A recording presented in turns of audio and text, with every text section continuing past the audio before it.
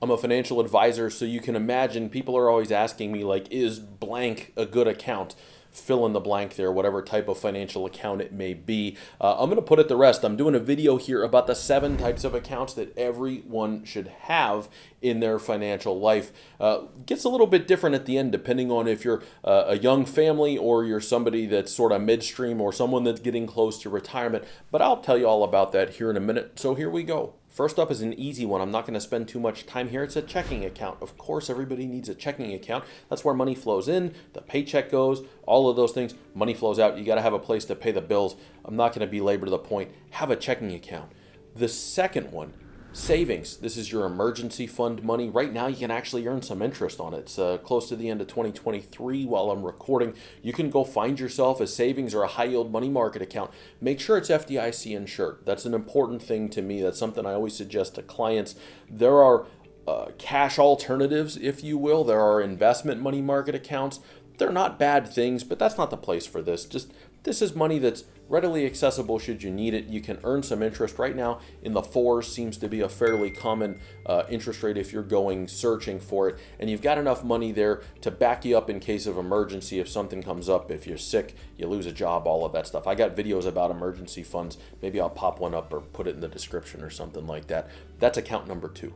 Account number 3, this one is the one that gets missed the most often, an HSA account. Now, caveat to an HSA account is you got to be in a high deductible health plan to be able to have one, but an HSA account, the most tax advantaged account of all, triple tax free, as they like to say. So you get a deduction when you put money in, it grows tax deferred, and you can use it tax free on the back end. You can use it without incurring tax, provided you use it for a qualified expense. So it's money that you can feed and use it to pay for medical expenses while you're having them now, or allow money to just grow and grow a pool of money that you're going to use when you get to retirement, because Lord knows there's going to be medical expenses there. That's the number one expense of retirees beyond just basic living is healthcare stuff. Plan for it now as you're putting money away. Make sure that you've got an HSA. If you qualify for one, don't overlook that. People overlook it all the time. It's a fantastic account. 4, now we're starting to get into the long term. So if you notice, we started out with the most short-term stuff. Checking money, right? Comes in, goes out, pay the bills.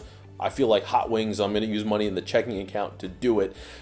Now we're going all the way out to a little bit longer term. So the Roth IRA, start funding the Roth. Get some future tax-free retirement money put away. A Roth IRA is my favorite retirement account because it's tax-free money in the future when you retire and go to use it. Sticking with the retirement vein, now we're on to company retirement accounts.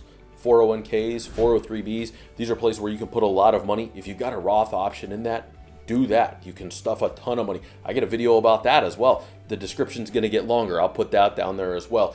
Company retirement accounts, put away money for the future. The company will probably put in some match for you, whether it's a 401, a 403b. If you work for a small employer, it might be a simple IRA. If you don't have a company plan, this is still your IRA money. Now, I'd prefer it to go to Roth unless you're in a really high tax bracket, and then maybe you'd have to use a traditional because it just doesn't make a whole lot of sense. But this is your retirement money for most folks, some sort of company retirement plan. So we've got higher contribution limits than what you've got in the Roth. You can do both, by the way. If you're not familiar, do a little bit of searching around. Like I said, I've got plenty of stuff about it, but you can contribute to a work plan and also to a Roth IRA, provided that your income is below the income threshold to where you're Roth eligible. Now, let's assume you've got everything else. You got money in the checking, you got money in the emergency fund, it's fully funded. You're putting money away into an HSA, either to use now or in the future for healthcare. You're putting money away for the long term, for retirement in your Roth, in your company retirement plan.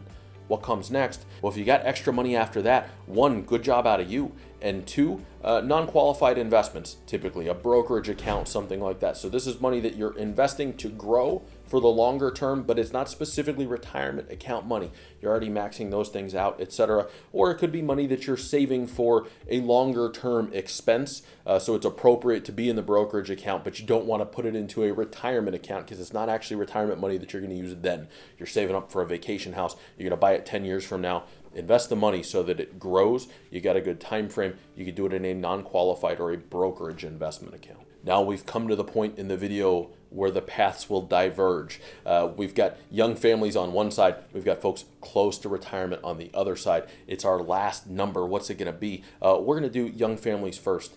Easy one here. 529s. Start putting money away for the kids, for higher education expenses. Used to be a little bit more restrictive because that was it. Otherwise, you faced penalties. Now, with Secure 2.0, you can convert that money to Roth down the road if they don't actually use it for higher expense. It's tax efficient because it grows tax deferred, and there's the potential to use it tax free on the way out, even though you won't get a federal deduction on the way in. But 529s, great way to save money for the future for the kids, whether they use it for education or it goes on to something else. That's account number 7 if you're a young family or even a family of just children, even if they're not that young. They grow up quick, I know that. But if that's happening, 529's good route for you. Switching over to the folks close to retirement.